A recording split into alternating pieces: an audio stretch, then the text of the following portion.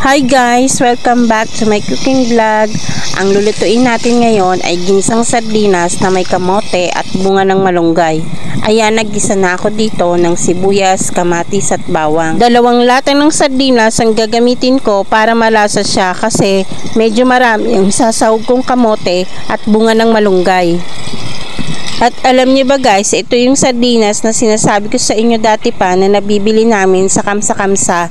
5.75 siya, 2 lata na at napakalinamnam ng sardinas na ito. Masarap siya guys. Subukan yung bumili din doon. At ayan, tinimplahan ko na siya ng maraming paminta. Gusto ko guys, pag nagluluto ako, hindi nadamihan ko ng paminta kasi pampadagdag lasa din yan.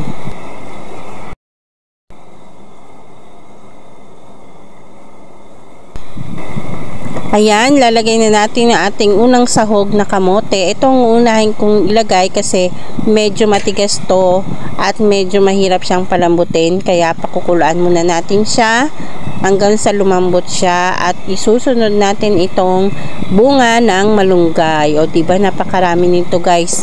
Alam nyo ba, nakuha ko lang to dito sa aming kapitbahay, dito sa kalikod ng aming building. Napakadaming bunga. At ito nga guys, so may bulaklak siya. Nakakain din ba yan guys? Kasi di ba kagaya ng kalabasa, yung bulaklak ng kalabasa, nakakain din yun. Ito kaya ang bulaklak niya, nakakain din ba yan? So ayan, tinimplahan ko na siya ng patis. Ayan, nilagyan ko na naman ng paminta at hahayaan natin yan siyang kumulo hanggang sa maluto na siya, hanggang sa lumambot yung bunga ng malunggay na huli nating inilagay. So ayan guys, malapit na yung maluto and ready na natin yung kainin.